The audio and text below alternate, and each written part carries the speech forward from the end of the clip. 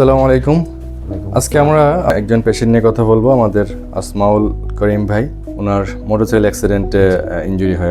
আপনার আঘাতটা কিভাবে লাগছিল এতে মোটরসাইকেলে?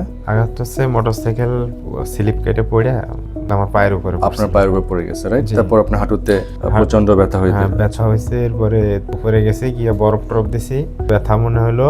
এরপরে আমরা তখন কি হাঁটাচলা করতে পারতেছিলেন, কিন্তু খুব কষ্ট ছিল হাঁটুতে, তখন অনেক ব্যথা ছিল। এটা নিয়ে হসপিটালে গেছেন, তারপর এক্সরে এমআরআই সহ অন্যান্য পরীক্ষাগুলো করা হয়েছে, রাইট? আমরা তার এক্সরে এবং এমআরআইতে কিছু ইনজুরি পেয়েছি, যেগুলো হচ্ছে লিগামেন্টের ইনজুরি। আমাদের একটা প্রশ্ন জাগে যে লিগামেন্ট ইনজুরি মানে তো অপারেশন, তাই না? যে লিগামেন্ট ছিঁড়ে যাওয়া ইনজুরি, কিন্তু ছিঁড়ে যাওয়া আর ইনজুরি দুইটার মধ্যে অনেক পার্থক্য আছে, রাইট? তো ইনজুরিটা হচ্ছে যে কারো যদি 1% লিগামেন্ট ছিঁড়ে সেটাও ইনজুরি, আবার 100% ছিঁড়ে যায় সেটাও ইনজুরি। তাহলে কোন ইনজুরিতে আমাদের অপারেশন লাগে? আমরা এখানে যেটা দেখতে পাচ্ছি যে তার এসিএল লিগামেন্টটা অলমোস্ট গুড, একেবারেই ভালো আছে, যেটাকে ইন্টারস্টিশিয়াল ইনজুরি আমরা বলতে পারি।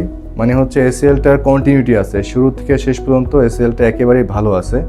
কিন্তু টান লাগার কারণে কিছু আমাদের জন্য একটা বড় পাটের রশি যদি আমরা জোরে টান দেই, তো হয়তো বা রশিটা ছিঁড়ে যাবে না, কিন্তু কিছু ফাইবারগুলো আলাদা হয়ে যায়, যেটা ফেসে যাওয়া বলি, সেরকমটা। তাহলে এসিএলটা ইন্টারস্টিশিয়াল ইনজুরি আছে, ফেসে যাওয়ার মতো, কিন্তু ওটার কিন্তু ফাইবারটা মানে পুরা যে লিগামেন্টটা কোনো ডিসকন্টিনিউটি নেই, কোথাও ছিঁড়ে আলাদা হয়ে যাওয়াটা নেই, বোন টু বোন কন্ট্যাক্টে আছে। হ্যাঁ, আমরা এখানে দেখতে পাচ্ছি এসিএলটা বোন টু বোন কন্ট্যাক্টে আছে। এই যে এই টিবিআর থেকে শুরু হলো, ফিমার পর্যন্ত চলে গেলো, ইট ইজ ভেরি গুড।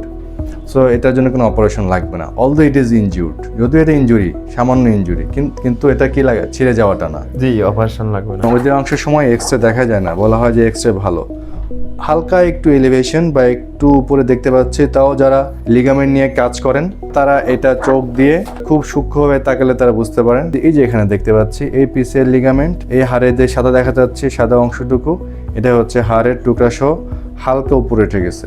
ওনার ইনজুরিটা তো মোটরসাইকেল ওনার পায়ের উপর পড়ছে। যদি এমন হতো যে উনি মোটরসাইকেল রানিংয়ে ছিলেন, ওনার পায়ে ঠিক এই একই রকম একই মেকানিজমে ইনজুরি হলো, একই রকম যদি ধাক্কা লাগলো, তাহলে পরে দেখা যেত যে এর এই গোড়া সহ মানে আরো বেশি ডিসপ্লেসমেন্টটা হতো, সামান্য একটু ডিসপ্লেসমেন্ট 1 to 2 মিলিমিটার। তো এই ডিসপ্লেসমেন্টের জন্য আমাদের অপারেশন করতে হবে না। এটার জন্য পেশেন্টের রেস্ট, অনেক সময় নি ব্রেস, অনেক সময় পেশেন্ট মোর সিকিউরিটির জন্য আমরা একটা ব্যাক স্ল্যাব, একটা হালকা প্লাস্টার দিয়ে রাখি, যাতে নি বেন্ডিং বা মুভমেন্টটা না প্রয়োজন নেই।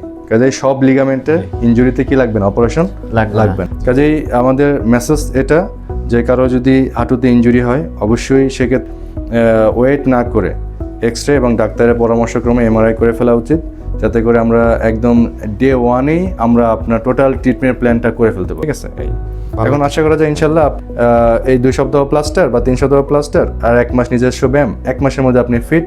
আপনি যে কোনো কাজ করার জন্য, মোটরসাইকেল চালানোর জন্য, হাঁটা চলার জন্য আপনি ইনশাল্লাহ পুরোপুরি ফিট হয়ে যাবেন ইনশাল্লাহ। ঠিক আছে, কাজে সব লিগামেন্টে কি লাগবে না, অপারেশন লাগবে না, কিন্তু সব লিগামেন্ট ইনজুরিতে চিকিৎসা লাগবে।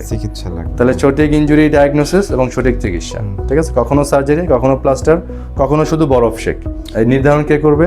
একজন নিয়েছে অনুযায়ী ট্রিটমেন্ট। শুধু বরফ শেকও একটা চিকিৎসা, আবার সার্জারিও একটা চিকিৎসা। আপনার জন্য কোনটা লাগবে এরা ঠিক করে দেবে একজন ডক্টর, যিনি হাঁটু নিয়ে কাজ করেন, নিয়ে স্পেশালিস্ট। কেমন? ঠিক আছে, ভালো থাকবেন আর দোয়া চাই ইনশাল্লাহ আপনি খুব দূরে আবার দেখা করবেন।